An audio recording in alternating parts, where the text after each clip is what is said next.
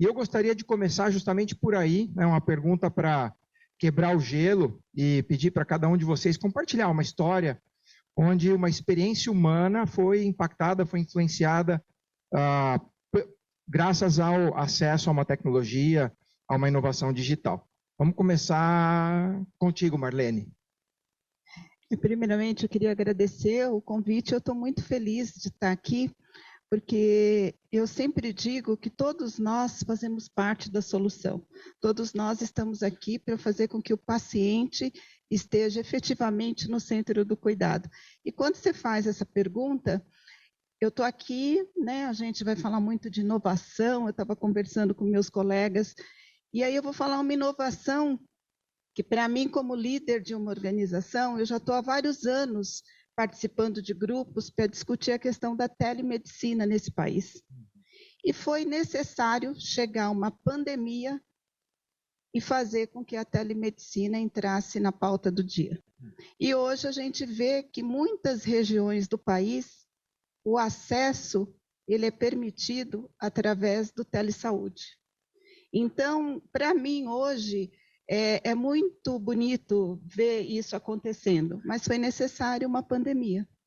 E isso é algo que eu vou falar aqui em vários momentos, que a gente precisa, o tempo inteiro, ter a coragem de desafiar o sistema. Né? A gente precisa ter essa coragem. E aí um outro fato também, que aí já olhando para o futuro, esse caso que a Renata trouxe, eu participei de um evento da Deloitte, acho que há um mês atrás, e eles trouxeram esse caso dessas populações ribeirinhas que estão sendo atendidas. Né? Aqui fica um profissional aqui no centro aqui da USP, e aí atendendo uma pessoa. Isso, gente, isso é acesso. Né? Acesso não é só medicamento, acesso não é só tecnologia, acesso é isso. Né? A gente está falando do Brasil, que é um país que tem diversas realidades, e a gente precisa entender essas realidades, e isso, para mim, me emociona, que isso é colocar o paciente no centro do cuidado. Isso é levar essa tecnologia lá. Não adianta aqui os meus colegas, né, ficar só dentro da academia, só pesquisando. E a tecnologia ela está sendo desenvolvida para isso, para chegar na ponta. Eu acho que para quebrar o gelo eu começo por aí. Muito bem, muito obrigado. Vamos seguir por aqui, né? Vamos nessa. Qual a tua opinião, Vitor? Então, vou compartilhar, eu acho que um momento que eu acho bem interessante, que eu entendi a tecnologia como uma possibilidade dela entregar empatia. Quando eu olhava de forma muito rápida, e sou uma pessoa da tecnologia, e me formei em neurologia, parece que são palavras que elas estão em extremos opostos no primeiro momento. E, de fato, porque no dia a dia do hospital, isso não funciona, a impressão não funciona. Mas, em um determinado momento, atendendo o paciente com AVC, então, para deixar mais tangível, no Hospital de Clínicas, a gente estava fazendo um estudo que tinha um algoritmo que ele dava a quantificação de lesão na tomografia de forma automática. E essa quantificação de lesão é importante para a tomada de decisão se eu trato ou não o paciente. É interessante, porque é uma imagem que muitas vezes não é fácil de ser vista, né? Então, ela é difícil, a tomografia computadorizada de crânio, e a gente vai para trás do computador, o exame você faz em 30 segundos, sem contraste, né? Você vai para trás do computador e ficava ali 3, 4, 5, às vezes até 10 minutos discutindo com um colega, pedindo mais opinião para saber isso. E esse algoritmo ele dava automático e botava no teu celular, vinha em 1 minuto, 2 minutos, vem a imagem no teu celular, já com a estratificação, claro que você tem um segundo olhar, você vê, você valida. Mas nesse momento, atendendo muitos pacientes com AVC durante a residência, eu consegui entender que essas palavras, elas podem andar juntas, desde que a tecnologia seja desenhada para atender uma determinada jornada, que pode ser uma jornada complexa, uma jornada curta, uma jornada intra-hospitalar, por exemplo, como essa. E foi muito interessante, porque era exatamente isso, aqueles 5 minutos que eu perdi atrás do computador, ou até 10 minutos, na verdade, assim que acabava a tomografia, eu ia para o lado de Dona Maria, seu João, estamos aqui colhendo a história.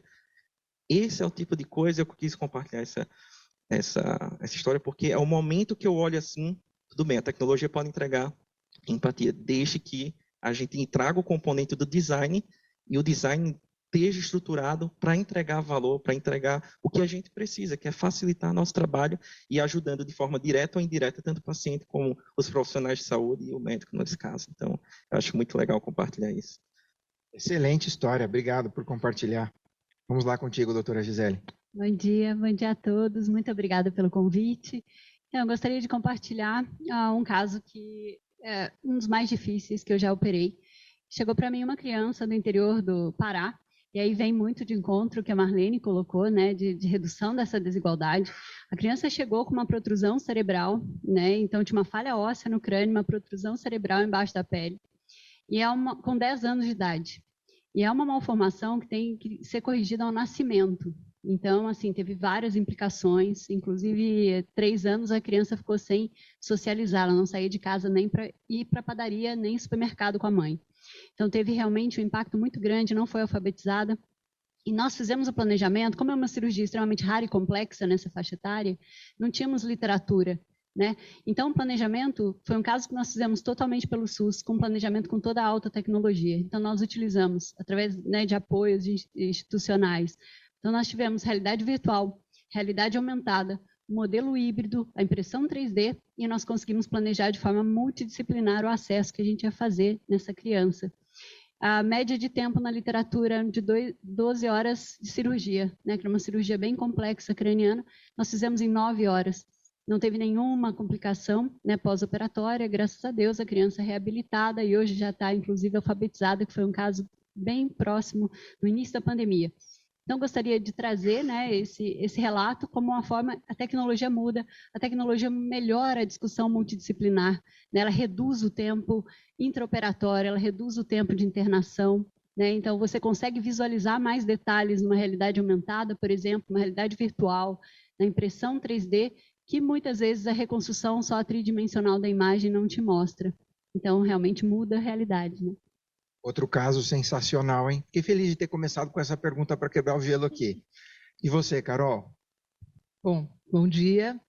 Muito interessante ouvir esses exemplos, Felipe, porque eu acho que eles ilustram que, no final das contas, né, toda vez que a gente fala, em qualquer setor, não só saúde, de primar pela experiência do cliente, no caso, paciente, você sempre tem o dilema custo.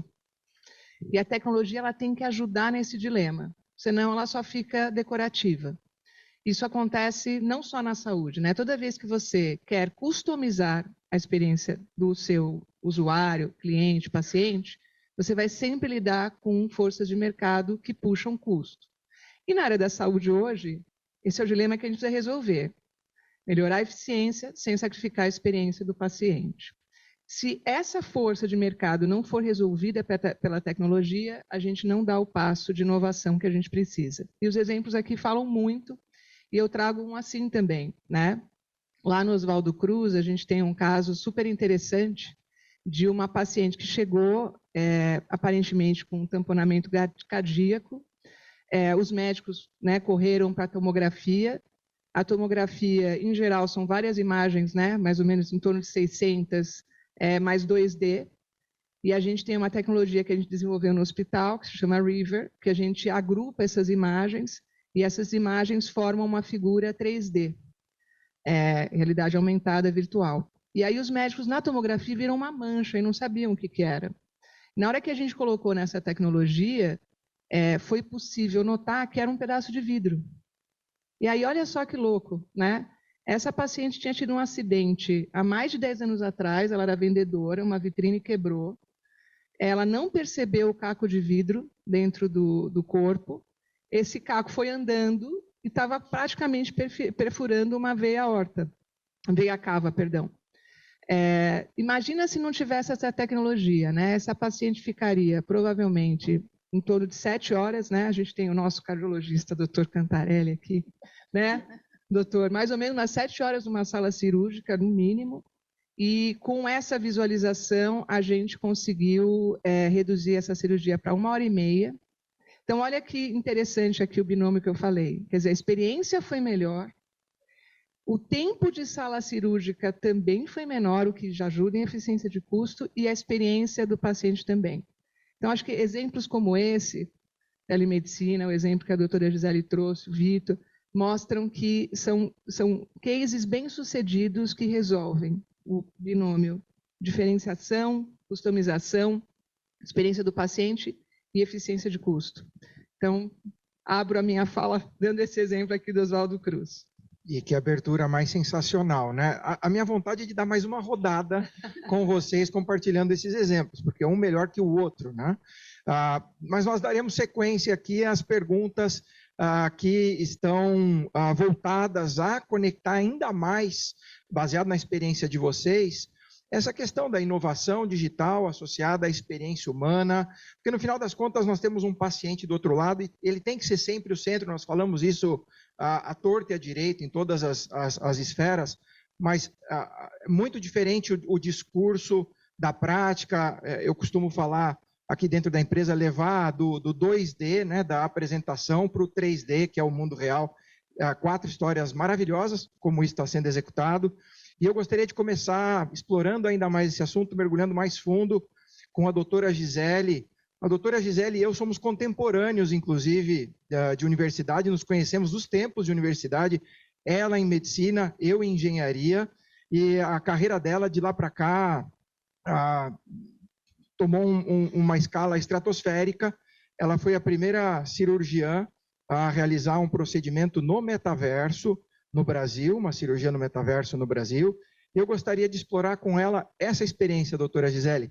Conte-nos o que o metaverso, aqui a inovação tecnológica, sendo o metaverso um veículo, né? Não confundamos, acho que é importante entender. As tecnologias são veículos para, no final das contas, a gente ter uma melhor abordagem, uma abordagem mais custo-efetiva, mais digna, aumentar o acesso aos pacientes, inovar no tratamento, personalizar. Gostaria de entender a tua perspectiva com base nessa experiência que você teve também. Certo, muito obrigada pelas palavras. Eu vejo o metaverso hoje na área da saúde como redução das desigualdades, de uma forma bem ampla, né? As desigualdades de conhecimento, as desigualdades econômicas e sociais. Essa prova de conceito que nós fizemos foi interessante porque hoje não podemos ainda ter toda a segurança de fazer isso diretamente com o paciente, que é criar um avatar de um professor, né? A nossa prova de conceito foi criar um avatar baseado na captura da expertise prática do procedimento, e esse avatar ele vai auxiliar o cirurgião durante o procedimento real. Essa prova de conceito foi feita num bebê simulador, né, que trazia todas as características de um paciente real. E essa prova de conceito ela mostra muito, porque a gente consegue visualizar hoje um avatar como uma pessoa real mesmo, né, na sua frente. A segunda fase agora, nós estamos já trabalhando as propriedades físicas dessa imagem holográfica. Então, o avatar ele vai ter um toque, que você sente o toque. Então, assim, estamos avançando, né, de maneira muito rápida nesse universo. E a ideia é que a gente capture professores de excelência. Nós vamos fazer isso até, inclusive, esse final de semana. A gente está recebendo um time de Harvard. É um professor que desenvolveu uma técnica, né, cirúrgica, neurocirúrgica. Então, nós vamos capturar os movimentos dele, fazer o avatar dele, e ele vai ser eternizado. Então, a gente vai conseguir com que o neurocirurgião africano, neurocirurgião asiático, de qualquer lugar, né, de qualquer continente, tenha a possibilidade, independente da sua realidade econômica, independente do seu recurso, de estar aprendendo com o melhor, né, de estar aprendendo com o professor que desenvolveu a técnica, por exemplo. Então, a eternização dos professores, a redução dessa desigualdade educacional, então a gente vai trazer uma equidade, eu acredito muito nisso no futuro, né, telementoria. Hoje, a gente pode criar esses avatares que são previamente capturados. Nós temos 2 possibilidades aí que eu vejo com impacto imenso na saúde. A primeira é essa captação do avatar e a gente fazer um avatar já baseado nessa captura determinada. Então, por exemplo, eu capturei o professor fazendo um procedimento neuroendoscópico. Esse avatar ele pode ser preparado através de uma rede e uma inteligência artificial. Ele consegue, inclusive, tirar as dúvidas do estudante. Então, eu tenho, ou do residente, ou do neurocirurgião. Eu tenho um neurocirurgião na África que não dispõe de recurso, ele escuta, ele visualiza, ele entende e vê exatamente o professor fazendo a técnica. E ele consegue fazer uma pergunta, ter uma dúvida, e a inteligência artificial faz com que o avatar responda, né? Então, ele vai selecionar a resposta para aquela pergunta e conseguir responder. Esse é um ponto em que a gente faz avatares pré-definidos de acordo com cada procedimento. Outro ponto é a possibilidade de holoportar. Holoportar é tempo real. Então, imaginem que com 5G eu consigo, por exemplo, receber o professor Worf aqui no Brasil em tempo real como um avatar, mas ele estará lá em Boston, por exemplo, acompanhando em tempo real a cirurgia que eu vou estar fazendo. Então, ele vai conseguir me orientar, né, com uma conectividade boa, claro, 5G dos dois lados, vamos imaginar assim. Eu vou conseguir tê-lo em avatar e ele vai estar com óculos em Boston, eu vou estar com óculos aqui, eu vou estar vendo e ele vai estar vendo a cirurgia, o paciente e o passo a passo do acesso em tempo real. Então, são duas grandes possibilidades que eu acho que são aí modificadoras de realidade. Nós começamos no Brasil, que me orgulha muito, porque a gente já consegue aplicar aqui, né? A gente consegue reduzir as nossas desigualdades regionais. Nós temos vários Brasis dentro desse Brasil. Então, imagine a gente trazer, né, o conhecimento para profissionais de áreas remotas, a possibilidade de estar diante de um professor, de avaliar como que ele faz a cirurgia e realmente aprender, né, com o melhor parâmetro. De uma certa maneira, a gente vai trazer essa igualdade de conhecimento, essa disseminação de forma rápida e em progressão geométrica. Sensacional, fascinante esse futuro que já está aí, né?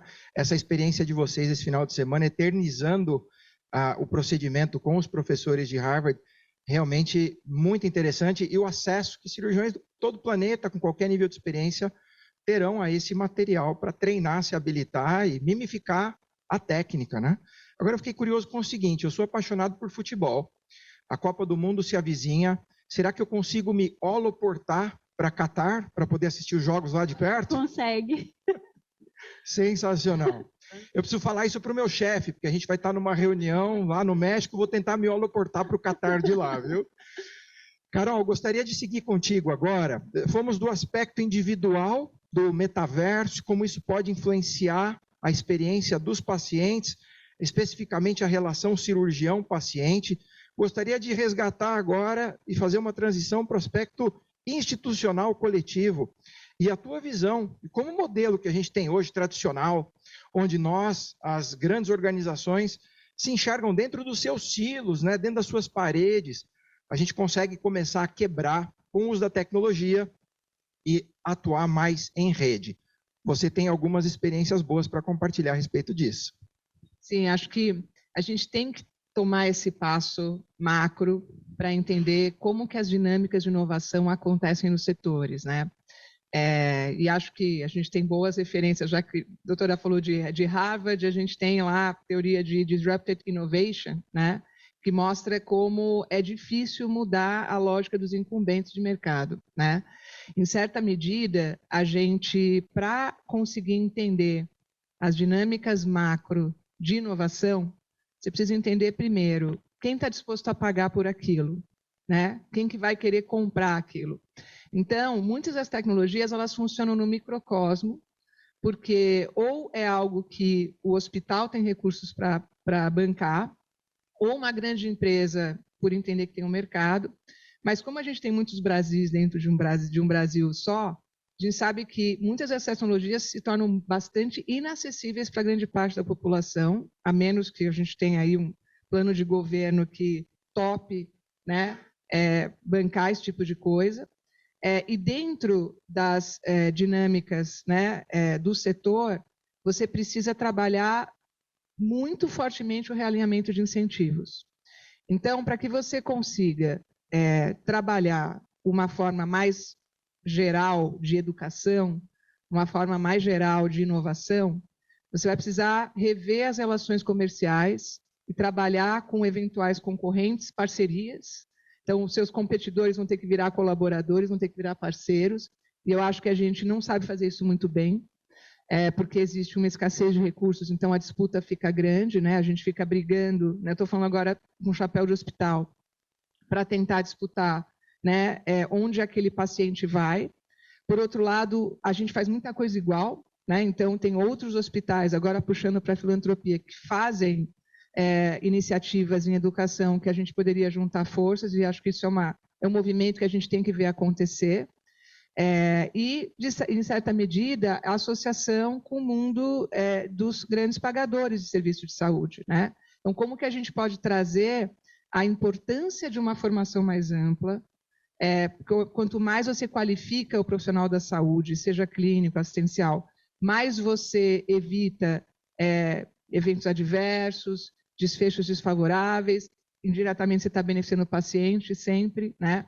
Então, eu acho que eu sinto falta, né, como uma pessoa de inovação, uma pessoa de negócios, da gente trabalhar esse conteúdo, né?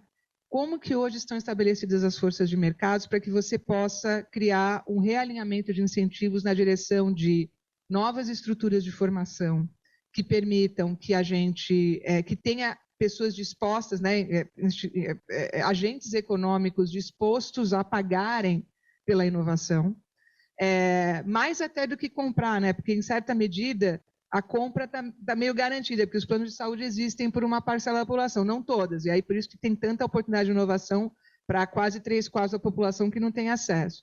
Mas no que tange tecnologia, acho que a pergunta principal é quem paga.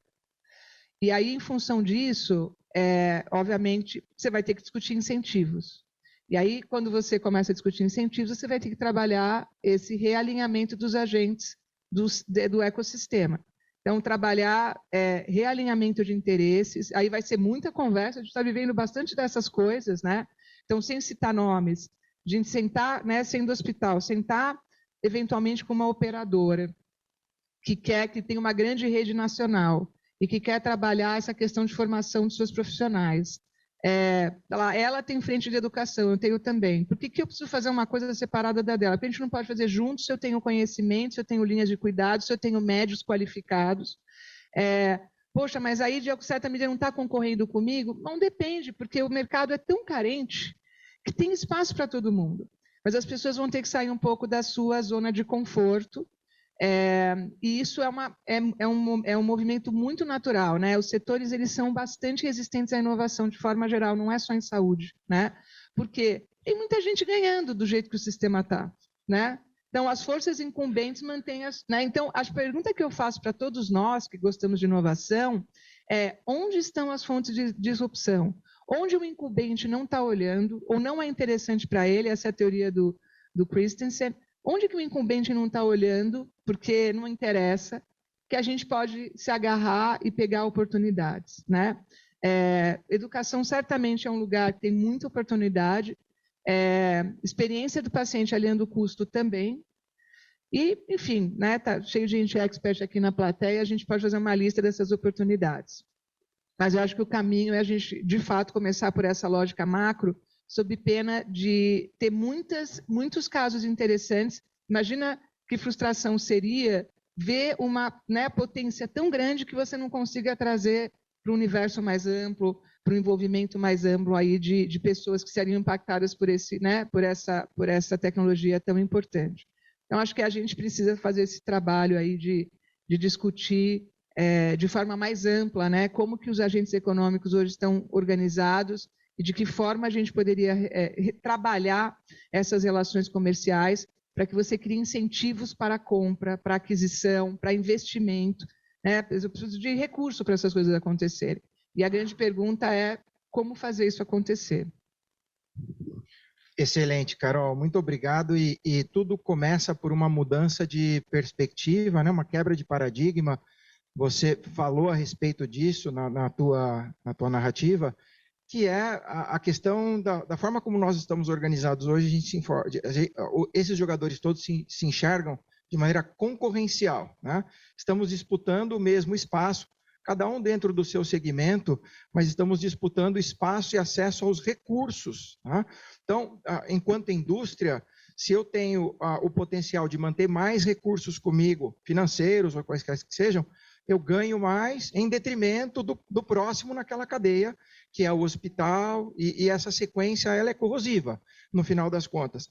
O que eu vejo de interessante acontecendo na dinâmica hoje da saúde, em geral, no mundo, né? Se nós olharmos aí 10 anos atrás, a evolução que nós tivemos nessa questão de relacionamento institucional, ela é muito grande.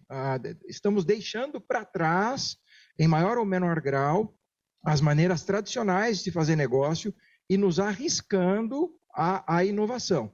E eu falo fazer negócio, leia-se relacionamento, né? Porque o fazer negócio nada mais é do que a maneira contratual de estabelecer relacionamentos comerciais ou vínculos institucionais. Se olharmos o período pré-pandêmico, e hoje, essa realidade, inclusive, essas tendências se aceleraram. E eu vejo muito mais por uma questão até de sobrevivência, porque os recursos hoje são mais escassos do que eram 2 anos, vamos colocar 2 anos atrás, né? Para arredondar, os recursos são mais escassos.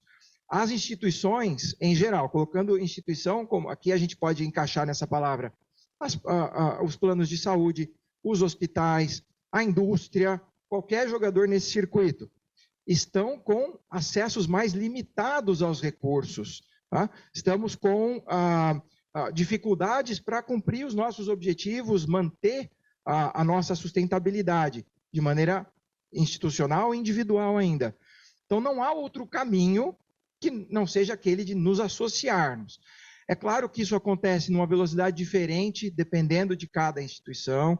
Existem projetos que avançam nessa direção, às vezes entre 2, que é mais fácil, né?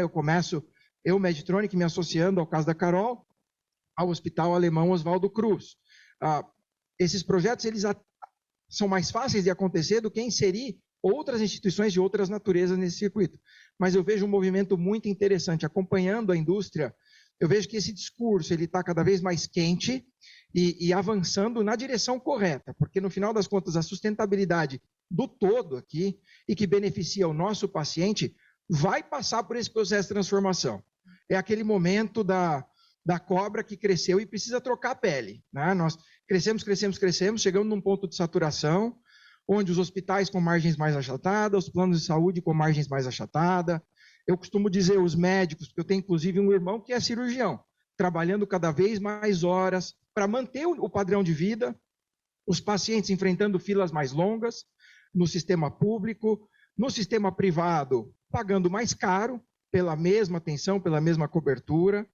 Então, todos nós estamos no momento em que precisamos dar o próximo passo e esse passo exige uma quebra de paradigma, né? Exige realmente arriscar-nos em associar-nos no lugar de enxergarmos como concorrentes.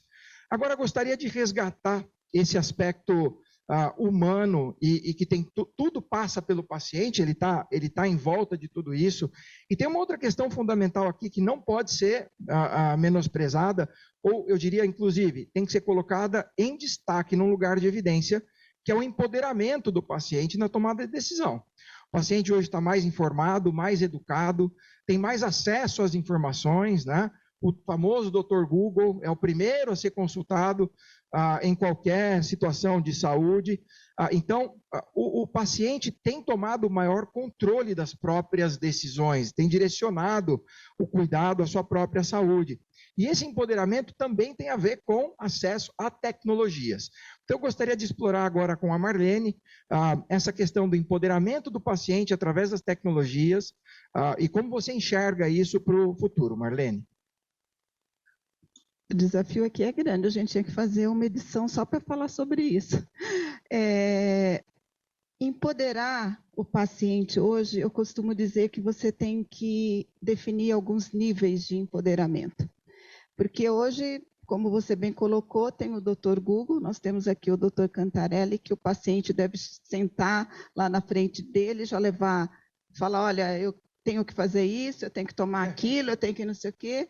Agora, essas informações, elas são corretas, né? Essas informações são de qualidade. E aí, eu tenho também que entender o nosso país. Nós temos 2 sistemas de saúde, né? Nós temos mais de 72% da população utilizando o Sistema Único de Saúde. E você tem o sistema, né, a saúde suplementar. Quando eu falo em empoderamento de um paciente na saúde suplementar, também tem desigualdades e também tem nuances. Quando eu vou para o Sistema Único de Saúde, eu também tenho, só que essas desigualdades, elas são escancaradas, né? E eu atuo muito em Brasília, buscando melhorar o acesso do paciente, né? Porque as coisas acontecem lá. Hoje, o nosso país, você tem um Ministério da Saúde, que é um ministério que ele só administra doença. O que nós estamos fazendo nesse país em termos de prevenção? Como a gente está educando a nossa população? Né? Como a gente está fazendo com que o paciente tenha um diagnóstico precoce? Aí vem uma pandemia e todos nós falamos, né? Ah, porque os casos foram represados. Foram, mas a gente já vinha num abismo sem fim. Só potencializou. Então, o que a gente precisa nesse país? Parar de ficar falando em diagnóstico precoce sem atuar em diagnóstico precoce efetivamente. Né?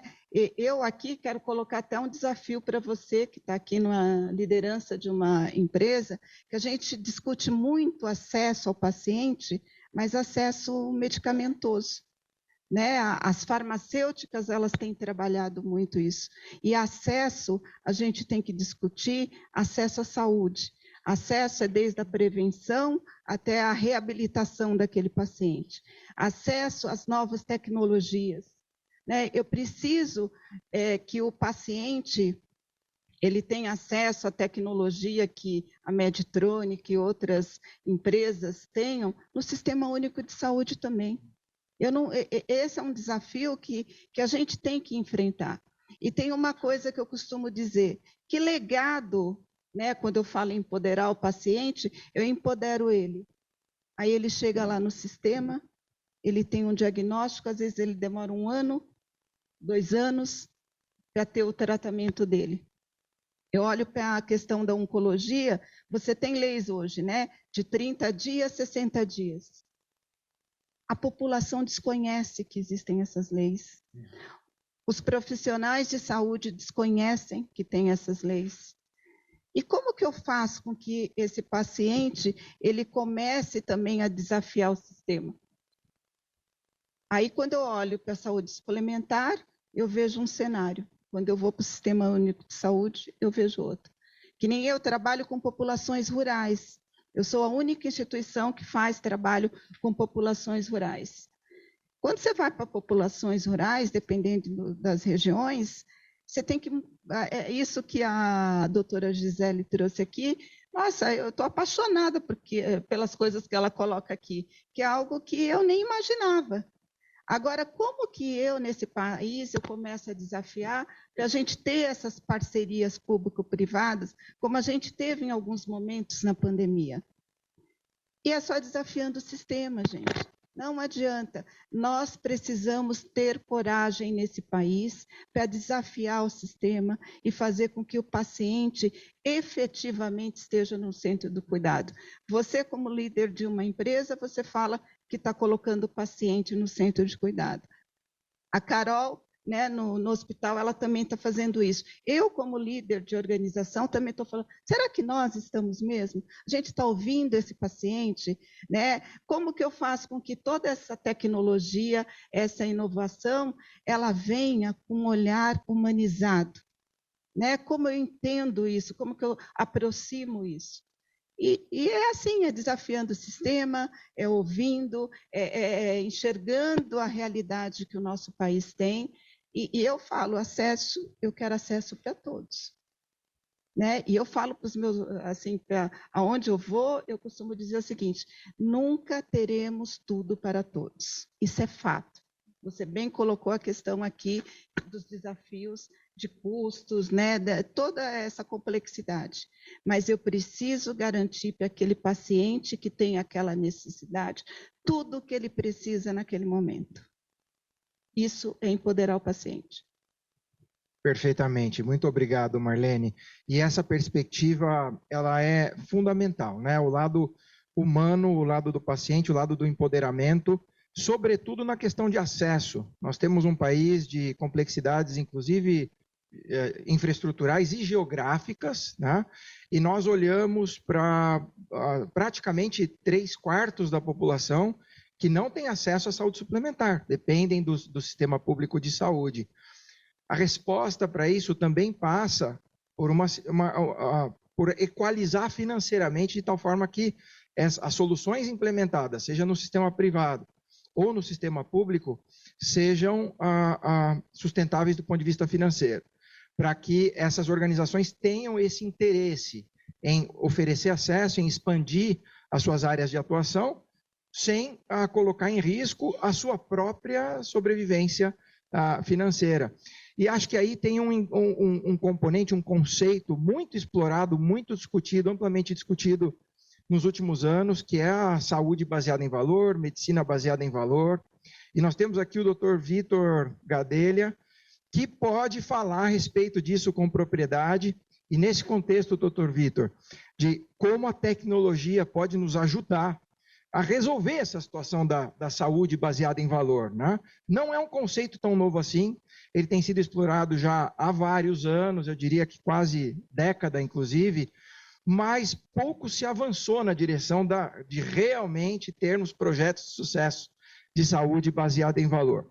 Complexidade passa, inclusive, por um modelo que exige a gente quebrar esse paradigma que nós discutíamos antes aqui, com a Carol, onde as instituições realmente se enxerguem como parceiras, abram agendas, não se olhem de maneira concorrencial, senão que construindo e apoiando a jornada do paciente aqui fim a fim, mas também passa por encontrar modelos, e aí acho que a tecnologia nos serve de maneira mais adequada, inclusive, encontrar modelos onde a gente possa aferir resultados, olhar, isso funcionou, não funcionou, os riscos associados, etc. Qual que é a tua visão a respeito disso e algumas experiências tuas? Não, perfeito. Acho que eu vou até trazer um componente antes da tecnologia em si, pegando um gancho do que vocês falaram, porque eu acho que é muito interessante para deixar mais complexo o debate. Eu vou tentar trazer de uma visão muito geral, mas é interessante porque a gente falou de dois modelos, a saúde suplementar, a saúde pública, mas se a gente fecha o ciclo financeiro, para vocês entenderem, será que o paciente também da saúde pública ele não paga de forma indireta pelos high users da saúde suplementar? Vou dar um exemplo. Qual é o maior custo hoje de uma folha de pagamento de uma pequena e média empresa, de uma grande empresa? Plano de saúde. Concorda comigo? O high user do plano de saúde, o plano de saúde sendo utilizado deliberadamente, sem um controle, sem uma saúde baseada em valor por trás, sem uma pertinência adequada, e a gente vai poder falar um pouquinho sobre isso, o que é que acaba acontecendo? Tem o reajuste. O reajuste vai para a empresa. E aí o que é que acontece? Essa empresa ela vai colocar no produto de prateleira dela, que quem compra são todos os níveis de população. Classe A, B, C, enfim, como a gente puder estratificar. Então é extremamente complexo. E por isso que a teoria do valor, que dá origem à saúde baseada em valor, ela tem um componente de certa forma, como é que a gente garante sustentabilidade. E foi aí que eu entendi que a inovação, porque eu fiz uma carreira também tecnológica, ela vai muito além da tecnologia. Eu estava ali discutindo um dia com o Dr. Bruno, a gente estava começando a discutir tecnologia e acabou no financeiro, porque é socioeconômico, cultural. Eu preciso entender os movimentos do mundo, a gente falando de criptomoeda, porque é muito complexo. E por que eu estou falando isso? Porque essa sustentabilidade, essa garantia de acesso, e hoje essas tecnologias, muitas vezes, elas não permitem isso nesse momento, eu acredito que a gente vai precisar de soluções muito inteligentes para esses problemas extremamente complexos. E antes de falar até de saúde baseada em valor, uma coisa que me perguntam muito, essa questão do algoritmo, né? A inteligência artificial, eu vejo fulaninho falando, não vejo na minha realidade. Calma. O algoritmo de inteligência artificial é um arquivo de 32 KB. que acaba assim, é 0,01% da memória do teu celular. Né? E ele tem um poder muito grande. É muito caro para produzir esse arquivo pequenininho. Mas em algum momento, isso vai chegar, a gente vai conseguir extrapolar esses arquivos. Por exemplo, a gente tem um algoritmo lá na DAS que acelera a ressonância, mantendo qualidade. Em 30%, 45% às vezes, o tempo de uma ressonância de coluna. Cara, em algum momento a gente vai conseguir dar isso para a população, não PPP, no que seja. Olha o impacto de eficiência que eu dou para o sistema. Então, calma, porque a gente não consegue enxergar ainda, não é que não vai chegar. E acredito muito que a resposta está em base tecnológica, para a gente ter essa solução extremamente inteligente. E como eu falei, eu também acredito que do ponto de vista de teoria, a teoria do valor, que puxa a saúde baseada em valor, ela traz os componentes fundamentais para a gente começar a mudar e remodelar esse sistema de saúde como um todo. Para quem não conhece, o que é que a saúde baseada em valor ela prega? Ela coloca 4 grandes componentes, que são, vamos dizer, variáveis de uma fórmula matemática mesmo. Tá? O primeiro componente é a pertinência. O que é essa pertinência? Dar o cuidado certo para o paciente certo na hora certa. Vou extrapolar aqui. Imagina uma senhora de 200 anos, com Parkinson há 50 anos, extremamente avançado, demência há 50 anos, extremamente avançado, ela quebrou a pontinha do dedo dela e submete ela numa anestesia geral. Qual é a pertinência de fazer isso? Próximo de 0. 0 vezes qualquer coisa, 0. 0 de valor em saúde eu estou entregando para aquele paciente. Entregar valor em saúde é entregar saúde para aquela pessoa e ela é a chave da equação porque é o paciente que fica ali no centro. Então, é ele que recebe o cuidado. O outro componente é o desfecho. E hoje é um grande problema que eu encontro, que eu entendo ainda, que é como quantificar desfecho. Extremamente complexo. Hoje a gente tem os PROMs que a gente chama, né? Patient Report Outcome Measurement. Ele está mandando relatórios para o paciente. Mas o paciente pode estar com raiva do médico e responder tudo errado, e o médico vai ser remunerado de forma errada. É complexo. Né? Isso é só um dos graus de complexidade. Então, assim, qual é a tecnologia hoje que é auto-auditável? Qual é a tecnologia hoje que vai conseguir objetivar desfecho?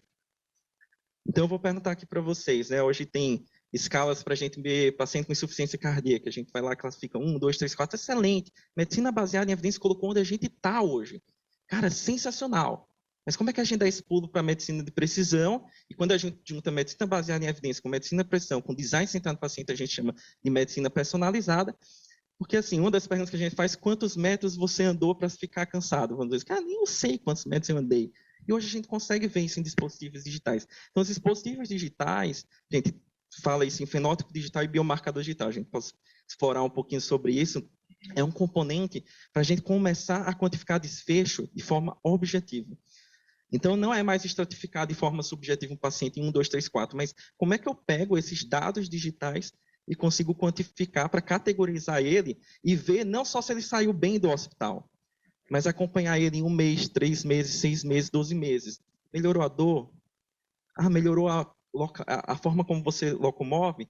Hoje, quem tem o celular no bolso, você consiga ver a simetria de passos, velocidade média, centro de massa, frequência cardíaca, quem tem relógio, frequência cardíaca, né? A saturação vai começar a vir mais uma pegada de pressão arterial. Então, esses parâmetros, eles podem quantificar muita coisa. Os dispositivos em casa para ver desfecho é importante. O microfone do lado da tua cama de cabeceira pode quantificar se você fez uma cirurgia para o ronco, quanto de fato melhorou, quanto foi eficiente.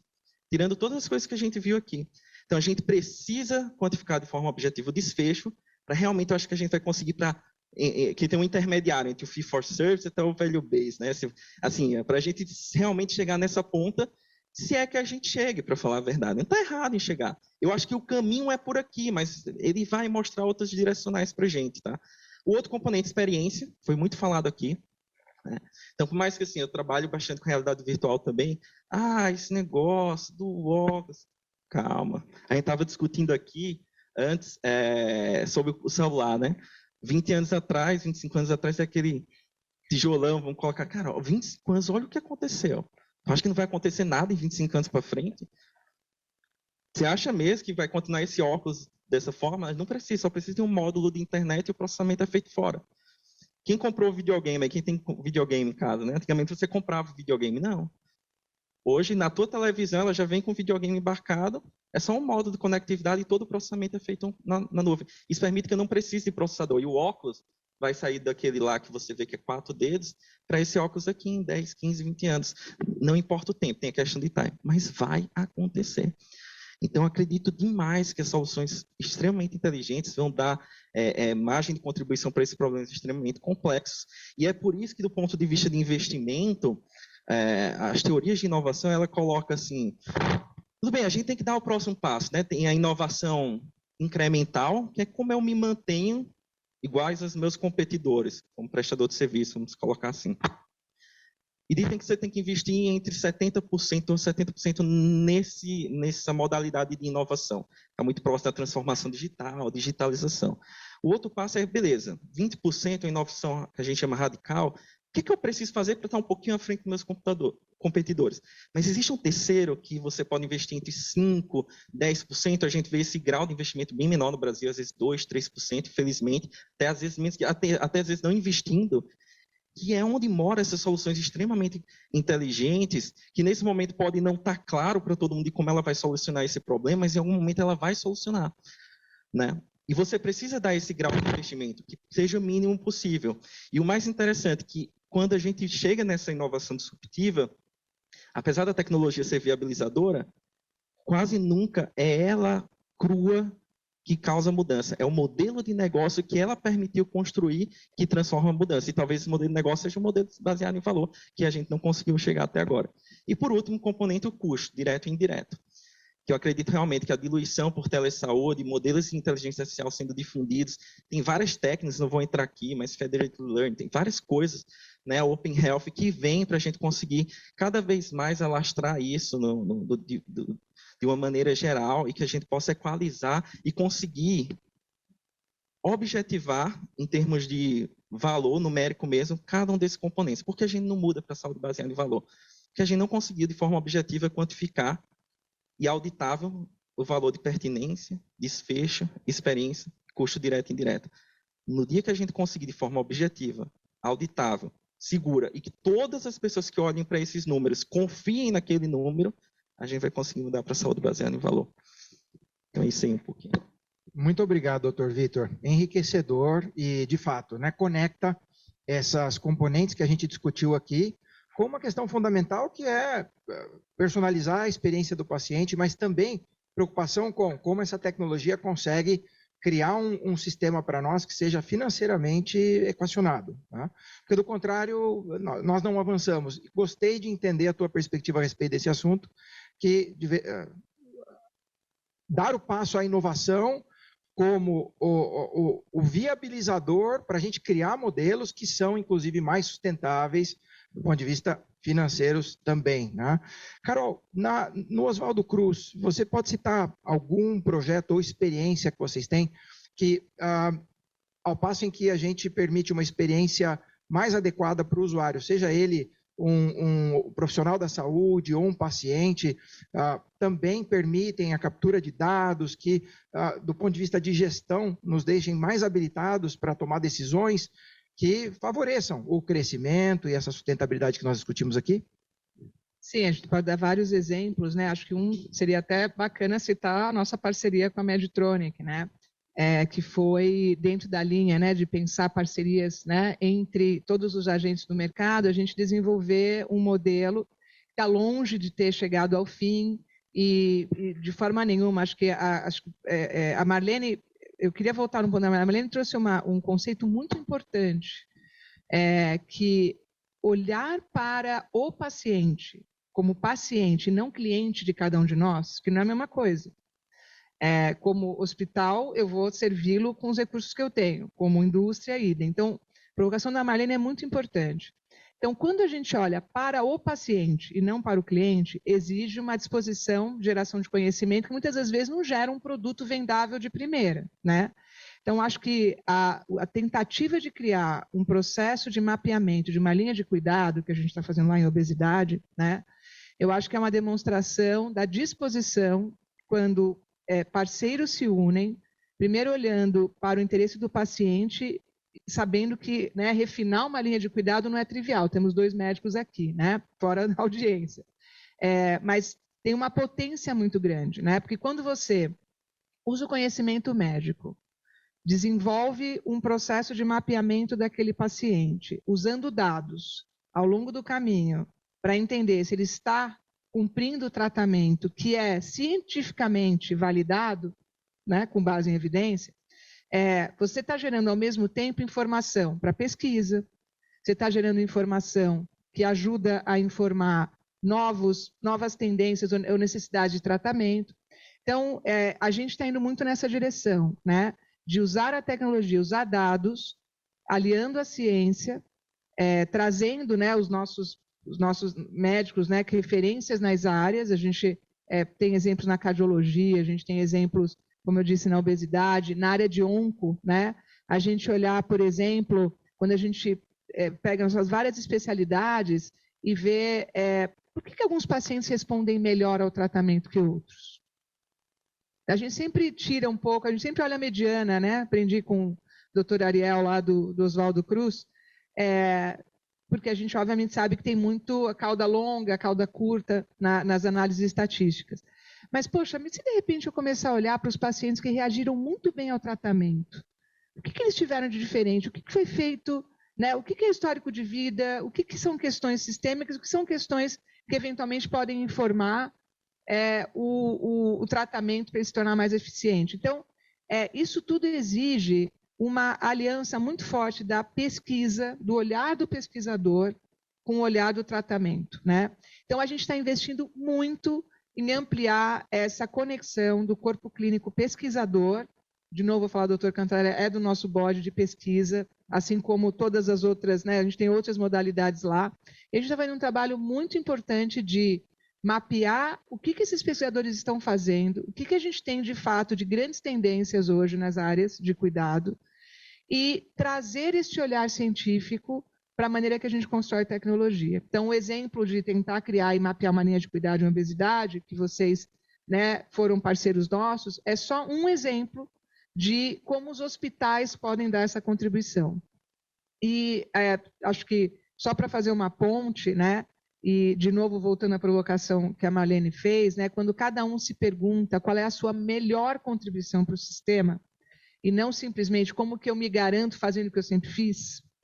Eu gosto sempre de citar o caso da Mayo Clinic, um caso que eu estudei em Harvard, que estabeleceu, e obviamente eu não digo para a gente fazer igual, mas acho que é inspirador, porque mostra um hospital que é referência no mundo e que se colocou o desafio de repensar como que vai ser o modelo hospitalar nos próximos 10, 20 anos. E a gente sabe que a gente está caminhando de um modelo que é hospital-cêntrico para um modelo multiparceiros, plataforma de serviços de saúde, e os hospitais precisam se perguntar qual é o meu papel nesse novo ecossistema. E a Mayo fez um statement assim, bastante interessante. Ela falou, olha, a gente vai fazer só terciário e quartiário. A gente vai enxugar. A gente vai ser um hospital de altíssima complexidade e nós vamos trabalhar com diversos parceiros. Não estou dizendo que vai ser o mesmo para os hospitais do Brasil, até mesmo para o Oswaldo Cruz, mas eu acho que a provocação é válida, né? Que é o seguinte, quando eu primeiro me pergunto a minha contribuição nesse ecossistema e estabeleço que vai ser altíssima complexidade, aí fica muito mais fluido pensar em como a tecnologia ela me ajuda nesse encaminhamento, né? Então, dados para informar melhor tratamento, mapear linhas de cuidado, criar dispositivos que me tornem, né, mais efetivo no uso da ciência a serviço do tratamento. Então, acho que o caminho vai muito por se perguntar qual vai ser a contribuição de cada um de nós nesse novo ecossistema de múltiplos prestadores de serviço de saúde. Aí o hospital tem um papel aí a cumprir. E eu acho que, sem dúvida nenhuma, né, linha de cuidado, ciência, que é uma coisa que a gente tem, porque a gente tem o corpo clínico lá, né? Eu acho que essa que é a grande vantagem de um hospital, poxa, como que o corpo clínico pode estar mais envolvido na criação dessas tecnologias, trazendo ciência, trazendo o que a ciência tem de mais vanguarda em perguntas, porque perguntas são importantes, elas criam as hipóteses, né, que a gente vai testar usando dados, usando tecnologia, e depois a transformação desse conhecimento em prática assistencial, modelo translacional de pesquisa, que para a gente é super importante.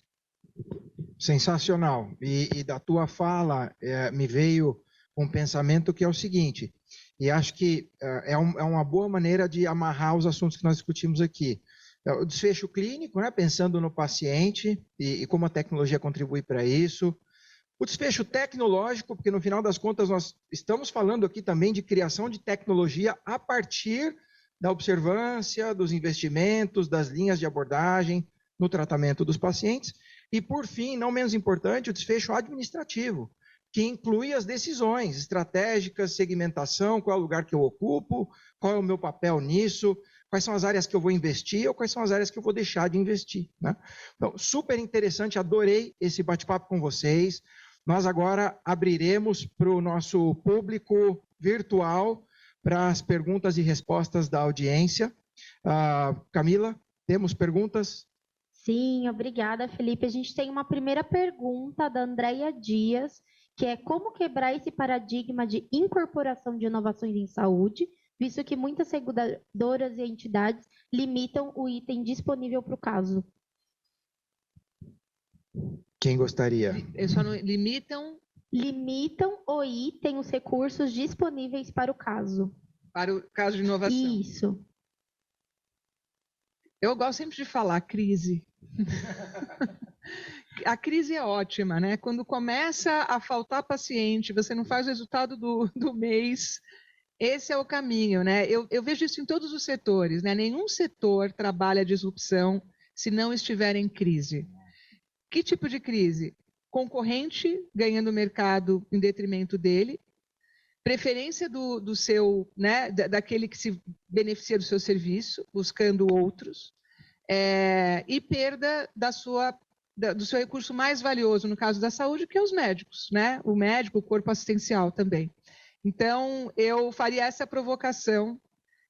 Olha onde tem um modelo de crise, né, de perda de mercado ou de resultado instalado. É lá que o processo se acelera. Caso contrário, eu estou com o Dr. Vitor, a grande maioria vai manter a lógica incremental, né? Por uma questão de como os incentivos do sistema estão instalados naquele determinado momento. Tem um tema, Marlene, estou sempre citando, que eu gostei muito da sua fala também. No caso dos filantrópicos, a gente tem uma vantagem, né? Agora só, me perdoa aqui colocar o chapéu de filantrópico. A gente pode ser um vetor de impacto social. E já somos, né? Tanto por conta da participação de PROAD e tudo isso. Mas a gente tem recursos de doação que podem vir muito de parceiros que estão preocupados com acesso, com transformação. E eu não sei se você sabe, Marlene, mas nos últimos 2 anos nos Estados Unidos, as maiores fontes de doação para o Hospital Filantrópico foi tratamento de pacientes rurais, né? Porque, poxa, todo mundo esquece dessa população, né?